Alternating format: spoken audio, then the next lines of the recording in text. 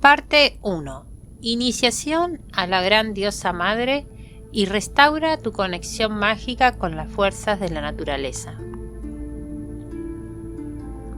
Tradición antigua primigenia. Filosofía perenne.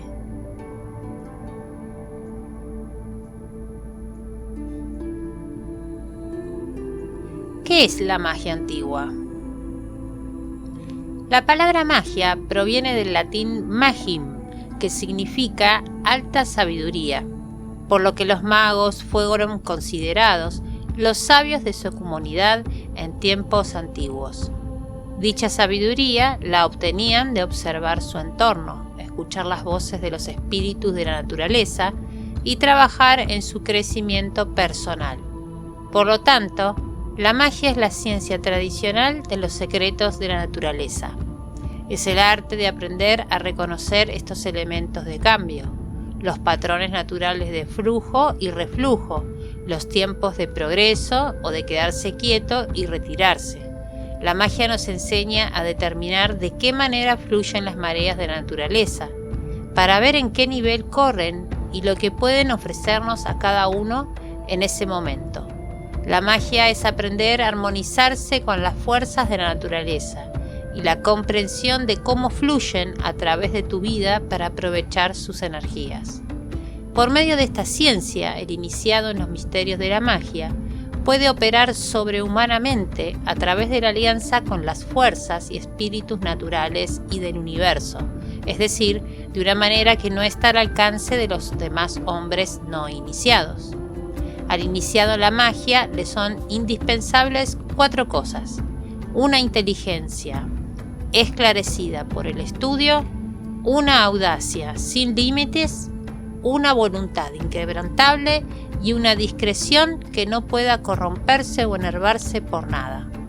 Advertencia: el estudio de la magia, especialmente la alta magia ceremonial, si se hace con la intención de influenciar artificialmente al mundo invisible de los espíritus angélicos o superiores, en vez de aprender de ellos y servirlos, se debe tener siempre en cuenta la precaución, qué reglas precisas se aplican e intención. El más ligero error podría tener consecuencias graves en el mago y desencadenar en la muerte o la locura, como ocurre frecuentemente. Las fuerzas ocultas que el mago pretende dominar y mantener bajo su poder podrían volverse contra él si perdiera por un solo instante su control o si su intención no fuera pura. Magos teurgos, soberanos pontífices de la naturaleza y creadores de las grandes civilizaciones. Desde la civilización de Egipto de los faraones hasta la Grecia e Italia de Numa, los magos teurgos fueron omnipresentes. Fueron quienes crearon las culturas, dirigieron pueblos tras el escenario y organizaron las ciudades. Y todo esto a través de su iniciación en los 4 elementos de la madre, la cual los dotó para dominar y manipular con maestría los 4 elementos de la vida y sus seres elementales. Y lo más importante, se han preparado durante años en estudio, duras pruebas e iniciaciones en la naturaleza viva mediante experiencias inconmensurables para el ojo profano, logrando así convertirse en intermediarios conscientes entre los mundos visibles y el mundo visible, para traer el equilibrio de los mundos, cooperando así con los dioses y Dios creador, realizando sus obras en la tierra para el bien de todos. Los magos teurgos maestros de la talla de Enoc, Moisés, Jesús, Paracelso, etc., fueron entrenados e iniciados en los secretos para llamar a los dioses y encarnarlos en la pureza y la verdad.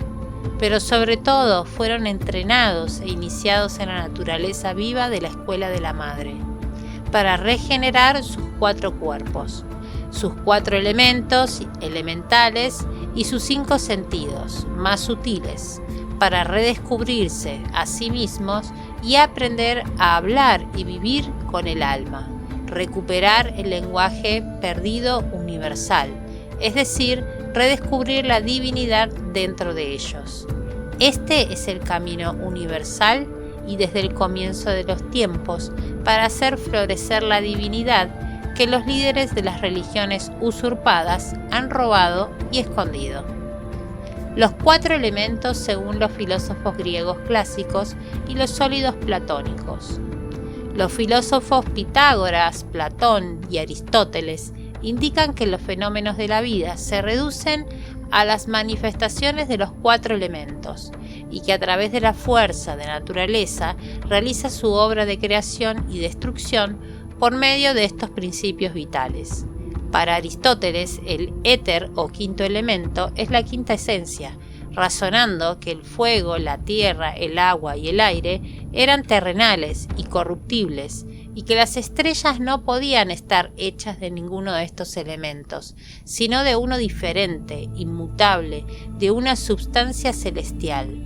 Los pitagóricos utilizaban las letras iniciales de los 5 elementos para nombrar los ángulos de su pentagrama y los identificaban con los sólidos platónicos.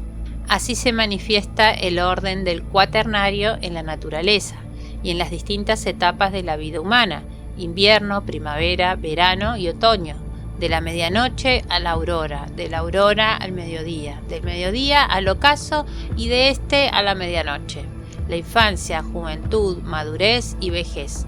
Sobre la base de los ciclos universales descansan las operaciones de la magia natural y la alquimia.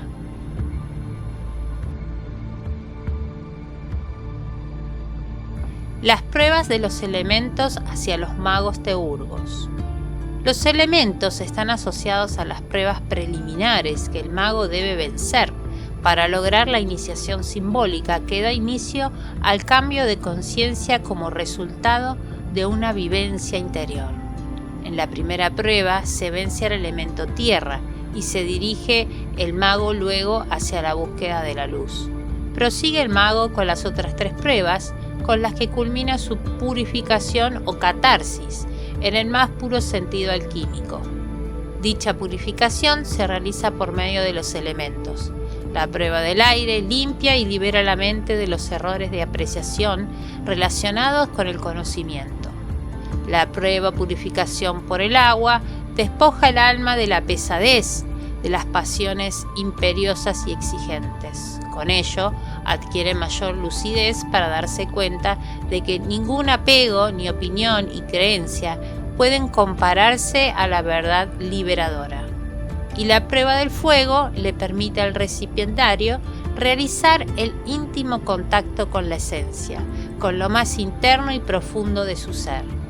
Solo entonces el iniciado puede tener acceso a regiones espirituales donde todo es sabiduría, belleza y armonía, y el triunfo es definitivo en su lucha contra los aspectos negativos de su ser inferior.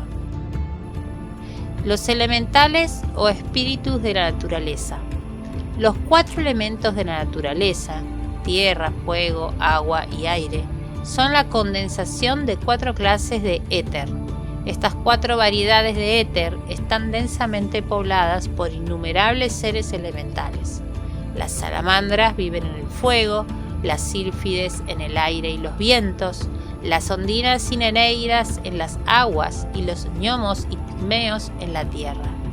Desde Sumer hasta Egipto y desde China hasta lo poco que sabemos de las culturas de América y del África Negra, pasando por Polinesia y los habitantes de las zonas cercanas a los polos y llegando a los siglos que nos precedieron en la civilización de Europa, los espíritus de la naturaleza tienen papel relevante en aquellas formas de vida menos contaminadas y más naturales. Narraciones sobre genios, gnomos, ondinas, elfos y toda la extensa gama de elementales llenan la historia de la humanidad de tal manera que sin ellos no sería igual su desarrollo ni su narración, como podemos comprobar desde el mito de Enkidu y Gilgamesh, pasando por la Odisea homérica, las sagas de Arturo y Merlín, hasta los que enseñaron a danzar a Isadora Duncan e inspiraron los vidrios de Galileo. Lo más curioso de todo esto es que en pueblos tan disímiles, los espíritus de la naturaleza se representan de maneras semejantes en sus distintas interpretaciones artísticas. En la tradición se habla de los mismos seres elementales en la Europa central del siglo XV que en el corazón de la India del segundo milenio antes de Cristo.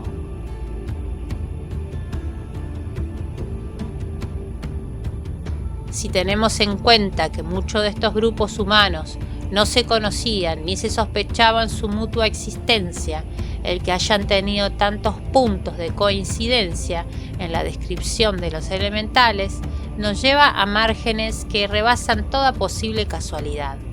Es evidente que todos vieron las mismas o muy parecidas cosas y que obraban de iguales maneras. Se los atraía, se los conjuraba, se los repelía o se los temía, pero siempre del mismo modo. Esto reafirma que estaban diferentes pueblos ante un mismo tipo de fenómeno y que por lógica, unicidad humana, lo trataban de parecida forma. Las antiguas religiones, con su trasfondo mistérico, mucho más ecológicas que las actuales, los habían asimilado y sumado a sus antorales humanos.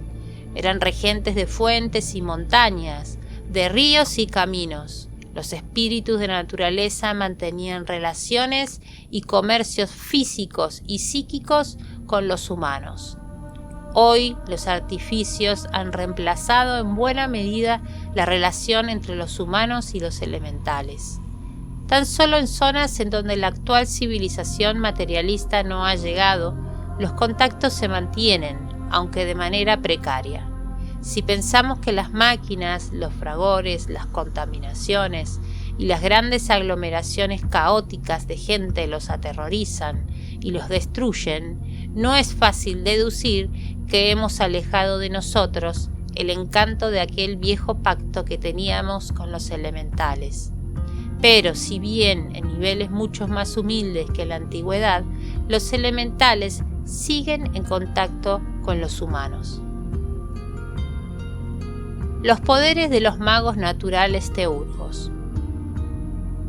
Manejando los elementales del agua, podemos utilizar todos los poderes ocultos que tienen tanto para la sanación como para purificarnos. Manejando los elementales del aire, se purifica la mente, se da inspiración y visión, se desatan o calman los vientos.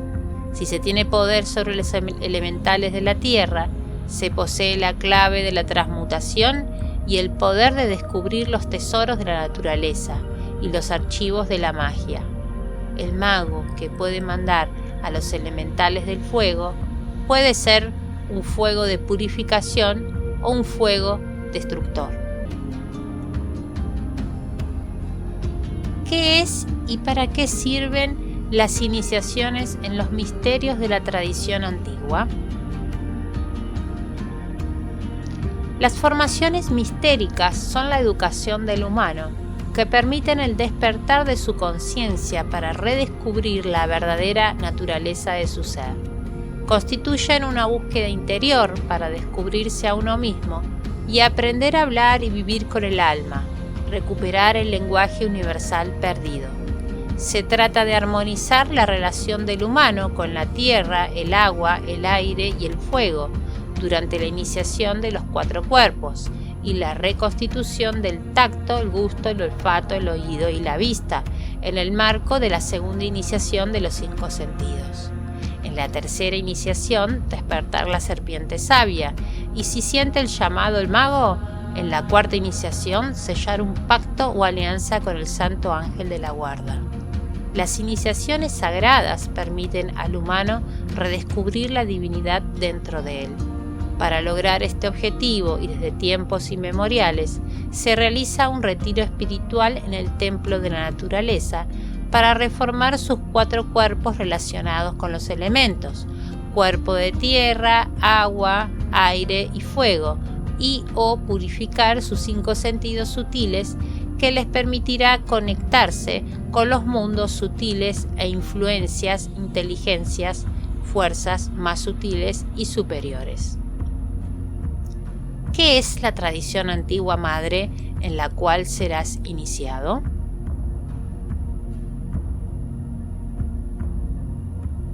La tradición antigua de la diosa madre es la más antigua de todas las tradiciones espirituales, filosofías y religiones. También es conocida actualmente como filosofía perenne. Existen evidencias arqueológicas por todo el mundo, más de 130 estatuillas sagradas por todo el mundo, que desde los tiempos más remotos, desde el Paleolítico y Neolítico, y por más de 35.000 años, existió una cosmovisión matriarcal y matrística, es decir, basada en la adoración a la Gran Madre, compartida a lo largo y ancho de todos los continentes de nuestro planeta. Es decir, en todos los pueblos indígenas del planeta veían a Dios como mujer, por su principio de dar vida, y las plegarias humanas iban dirigidas a la diosa madre, como divinidad de divinidades, que dominaba un mundo de sociedades ligadas a la naturaleza, en las cuales no hay signos ni restos arqueológicos que demuestren que existió la guerra o el hambre durante milenios, hasta la llegada de las primeras religiones politeístas acompañadas de reinos belicosos que instauraron las primeras ciudades-estados, y el monoteísmo con el judaísmo, el cual fue entendido como culto que dominaba al principio femenino. Desde esa época de oro pretérita, civilizaciones como los hijos del sol del antiguo Egipto, o los nórdicos, vikingos, los celtas, los nativos americanos y maestros como Enoc, los primeros faraones egipcios, Zoroastro, Buda, Jesús, María Magdalena, San Juan, los cátaros, los rosacruces, los templarios, etc., quienes fueron el origen de las grandes civilizaciones y corrientes espirituales que llevaron la luz de la sabiduría a todos los pueblos, todos fueron grandes iniciados de esta única tradición primordial, de los misterios iniciáticos de la Gran Madre, la sabiduría universal basada en las leyes y valores universales que conllevaban al despertar de la conciencia y de la fuerza interior. Las enseñanzas de los maestros iniciados en la tradición antigua de la diosa madre siempre fueron vivir en armonía con la naturaleza, con la madre y honrar los 4 elementos que dan vida, honrando los ciclos naturales, el estudio de los textos de sabiduría universal sagrados, el arte de la meditación, los movimientos sagrados o arcanos, los cantos, las danzas y los rituales y ceremonias, formándose así un cuerpo de luz de sabiduría universal, atemporal e inmortal. Actualmente las enseñanzas de los maestros están olvidadas, mal interpretadas y no son comprendidas como fueron dadas originalmente. Hoy los humanos han perdido la memoria, ya no saben hablar con la madre, con los animales, con las estrellas, con el cielo y consigo mismos. Hemos perdido el lenguaje universal, el lenguaje del alma.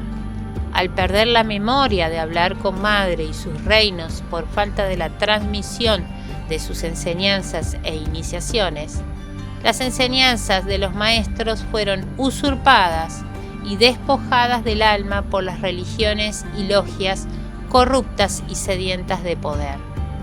Sin embargo, en todas las tradiciones y religiones, los sabios dan aviso que si la humanidad no retorna al origen, al respeto de la madre naturaleza y divina, el final será la extinción del planeta.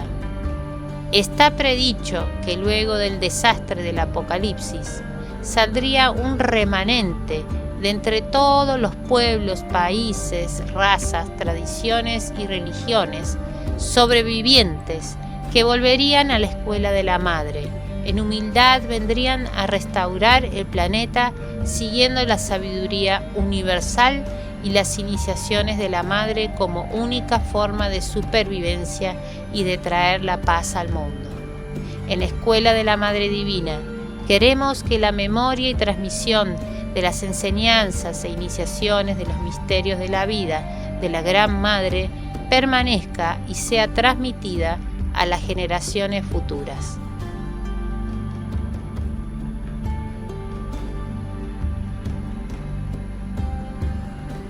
el principio universal femenino, la gran madre de la vida, la muerte y la regeneración.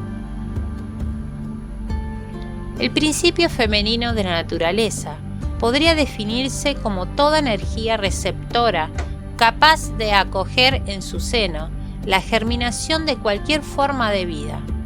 Representa la vida manifiesta, el aspecto material y tangible de la madre naturaleza. De ella venimos y a ella regresamos, en un ciclo incesante de vida, muerte y renacimiento. A la fecundidad de la tierra húmeda se le rendía culto en manantiales, lugares sagrados que eran considerados como las vulvas, a través de las cuales la madre tierra hacía brotar el agua que alimentaba arroyos, ríos y lagos. Y el mar era la fuente de origen y destino, el lugar a donde regresaban todas las aguas, la matriz salina que acogió el inicio de la vida.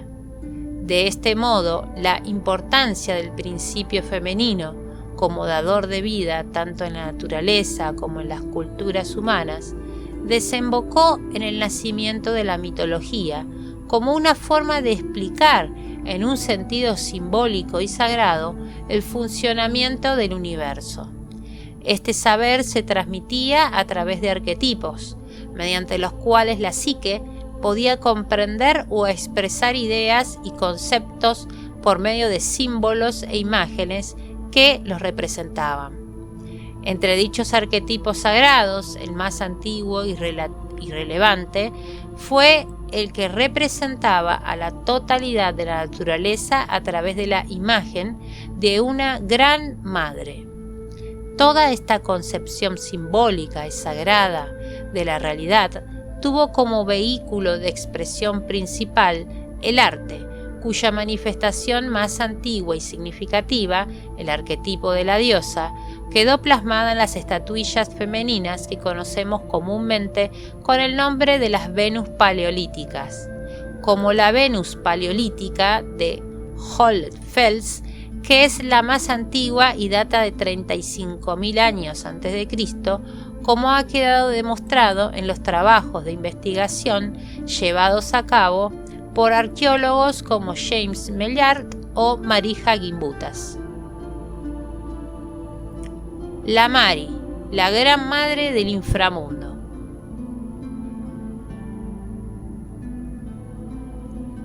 Así, al personificar la totalidad de la naturaleza, esta gran madre contenía en sí misma atributos de fecundidad, embarazo, nacimiento, pero también de muerte.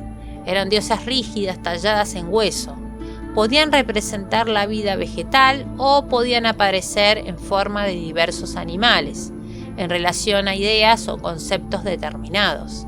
Por ejemplo, a diferencia del papel menor asignado a las diosas en las mitologías indoeuropeas patriarcales, la Mari es la figura central de la cosmovisión pre-indoeuropea vasca.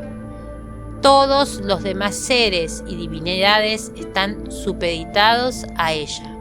La excepcional importancia de este mito radica en el hecho de que su origen podría remontarse efectivamente hasta la época paleolítica. Una de las evidencias más claras es que Mari está estrechamente vinculada a las cuevas y al mundo subterráneo. Habita preferentemente en estos lugares y se comunica con el exterior a través de conductos por los que sale a la superficie. Los animales en los que habitualmente se metamorfosea serían el toro, el chivo, el caballo, la serpiente o el buitre. Proceden, según las leyendas, del inframundo, o sea, del útero de la tierra, lo que vincula el mito de Mari con las pinturas de animales halladas en las profundidades de las cuevas del Cantábrico, el Pirineo y Aquitania.